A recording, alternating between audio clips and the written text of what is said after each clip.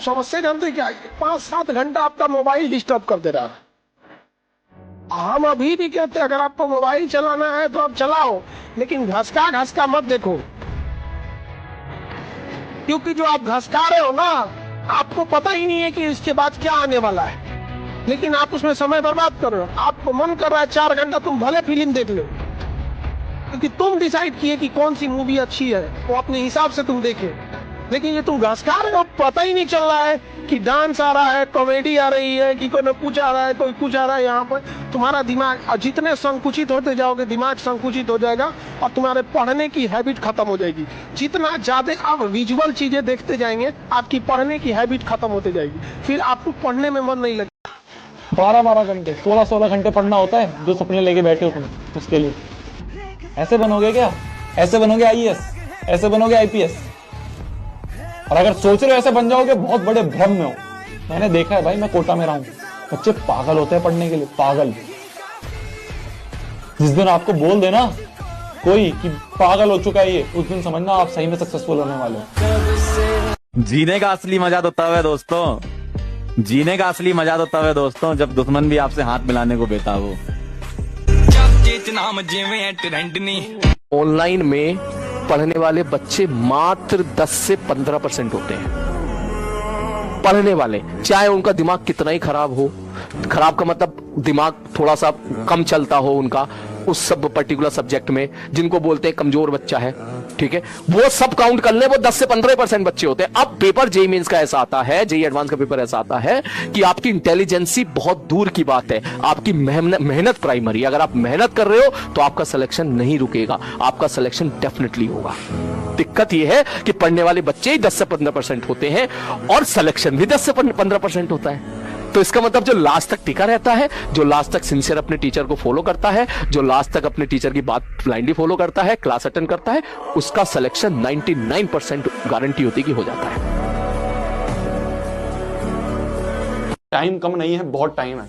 शिद्दत के साथ अगर अभी लगोगे ना कि बस भूल गए आसपास क्या चल रहा है, भूल गए अपने मोहल्ले में क्या चल रहा है, भूल गए हमारे घर परिवार में क्या चल रहा है, मेरा काम है फोकस रख के दम लगा के पढ़ो, हर चीज को इग्नोर करो और बस लग जाओ। मैंने ऐसे ऐसे बच्चे देखे हैं जो आखिरी के टाइम पे पढ़ के भी बहुत तगड़ा स्कोर कर पाते हैं। क्यों? क्योंकि उनके अंदर वो लगन आ जाती है, वो आग आ जाती है। तो अगर वो आग अभी भी है ना अंदर, तो उसको आप यूज कर सकते हो। जिसकी जैसी नियत है वो वैसी कहानी रखता है, जिसकी जैसी नियत है वो वैसी कहानी रखता है। कोई परिंदे के लिए बंदूक तो कोई परिंदे के लिए पानी रखता है।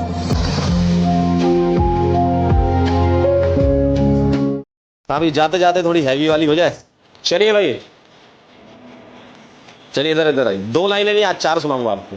सुनिए जरा ध्यान से। जो निभा ना सकूं ऐसा वादा नहीं करता, जो निभा ना सकूं ऐसा वादा नहीं करता, मैं बात अपनी औकात से ज्यादा नहीं करता।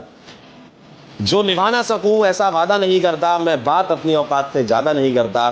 भले तमन्ना रखता हूं आसमान छूने की, भले तमन्ना रखता हूं आसमान छूने की, मगर किसी को गिराने का इरादा नहीं रखता।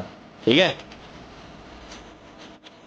पता है आप लोग की दिक्कत क्या है कि अभी वो घर में एक फंक्शन हो रहा है, बस 5 दिन में वो खत्म हो जाए फिर पढ़ाई शुरू कर दूंगा।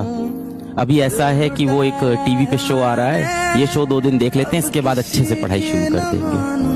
अभी क्या है कि हमारे घर में कोई बीमार पड़ा है, जब वो ठीक हो जाएंगे तो अच्छे से पढ़ाई शुरू कर देंगे। अभी घर में कुछ मेहमान आए हैं, ये मेहमान चले जाए तो अच्छे से पढ़ाई शुरू कर देंगे। अभी किसी लड़का लड़की से हमारी नई नई बात होनी शुरू हुई है, धीमे धीमे ये बात कम कर देंगे, फिर पढ़ाई करना शुरू कर देंगे। हर बार आप टालते रहते हो कि मेहनत करना शुरू कर देंगे बेटा। लाइफ में अगर किसी से बदला लेना है या किसी से दुश्मनी निकालनी है तो कभी गुस्सा मत होइए, क्योंकि लोहा जैसा शक्तिशाली चीज जब गुस्से से लाल होता है तो मुड़ जाता है। गुस्सा आपकी ताकत नहीं, आपकी कमजोरी होती है, ये हमेशा याद रखिएगा। क्रोध हमेशा बेवकूफी पे उत्पन्न होता है और पश्चाताप पे जाके समाप्त हो जाता है। हर गुस्से की शुरुआत बेवकूफी से खत्म होगा तो पछतावा, तो ऐसा नहीं करना चाहिए। मतलब अगर तुम ये समझते हो कि तुम बहुत मुश्किलों से जूझ रहे हो तो तुमसे बड़ा बेवकूफ कोई नहीं।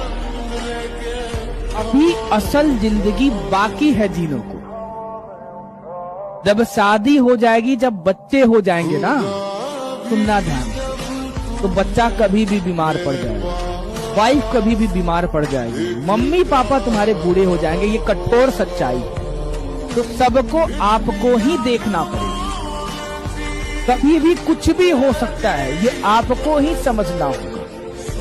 अभी कम से कम शायद तुम्हें बस पढ़ाई करनी है, वो तुम नहीं कर पा रहे। लाइफ में आगे जाकर बहुत मुश्किलें आने वाली हैं, बर्बाद हो जाओगे, ये सच है। याद रखना, नियम कानून साधारण लोगों के लिए होते हैं, बलि बकरे की दी जाती है, शेर की नहीं, चाहे बूढ़ा हो या कुछ हो जाए यहाँ पर। इसलिए कामयाब बनो, कामयाब नहीं बनोगे तो कोई तुमको लपेट के चल जाएगा। सारी डिस्ट्रैक्शन काट देनी है, एक कमरे में बैठ जाना है कि भाई ये मेरा कमरा है, इसमें कोई डिस्ट्रैक्शन नहीं है आसपास, और अब बैठ के बस रगड़ना है, जितना रगड़ सकते हो उतना रगड़ो। ये याद आएंगे दिन जब बाद में आओगे ना कि 10वीं में मैंने मेहनत करी थी, इतनी बोर्ड का टाइम चल रहा था, रात रात भर बैठ के मैं पढ़ता था। मेरे को याद आते हैं यार, मैं 12वीं में, मैंने शायद आपके साथ डिस्कस भी करा है, 12वीं के जब पेपर होते थे ना, तो मैं पूरी रात पढ़ता था और अगले दिन पेपर देके आने के बाद सोता था।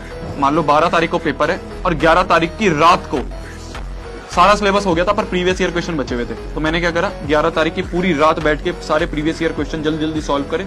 12 तारीख को जाके मैं पेपर देके आया, और पेपर देने के बाद आने के बाद मैं 4 घंटे सो गया बस। फिर उसके बाद सोने के बाद अगले पेपर की तैयारी करनी शुरू कर दी। तो ये दिन अब भी याद आते हैं कि यार कितनी